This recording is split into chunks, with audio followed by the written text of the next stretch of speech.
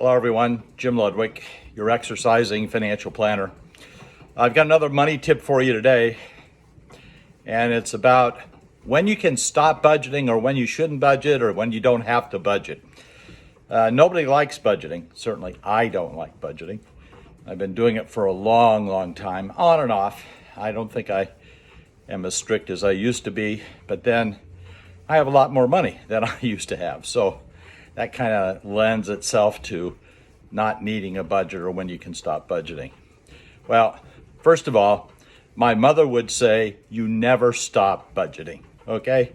It doesn't mean you have to be to the penny, but you have to have some idea of where your money's gonna go every month.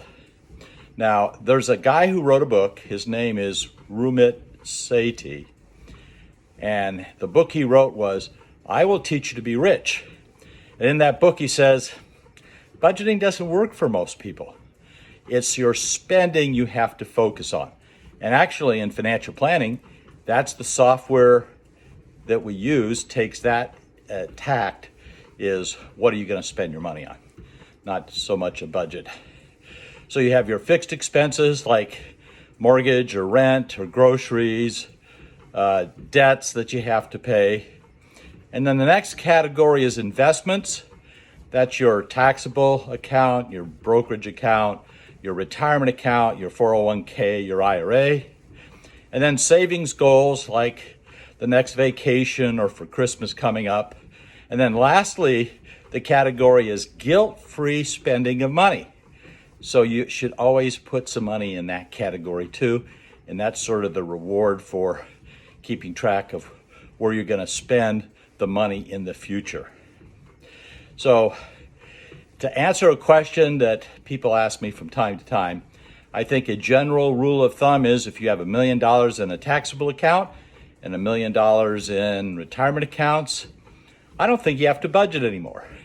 And certainly for most people that I deal with, the middle class, that represents financial independence. And so you need to still have an idea of where you're spending your money, but I don't think you have to budget anymore. But for the rest of us, you need a budget. In fact, that's one of the softwares. You need a budget that uses the envelope approach. You break things down into each item that you have to spend money on. There's also a second one, and you can look this up. It's the 50-30-20 rule on where your money's going to go.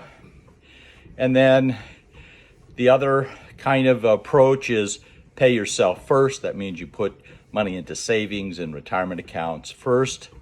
And then the last idea that I have for you today is making a date night. Anna, who owns our company now, Main Street Financial Planning, she and Yuri have a date night once a month to talk about their finances. And they've been doing that ever since I met them years ago, and that means it's more than 14 years. And that has helped smooth out things for their spending, their budgeting, and it can work for you too. And if you take a look at her video series called Money Boss, you'll find things about that in more detail. So today's money tip is you don't have to budget if you have $2 million. And for the rest of us, 50-30-20, you need a budget, mint.com. Take a focus on your spending, not so much on just having a budget and having details. Thank you. Jim Ludwig, founder of Main Street Financial Planning, with today's money tip: when do you not need a budget?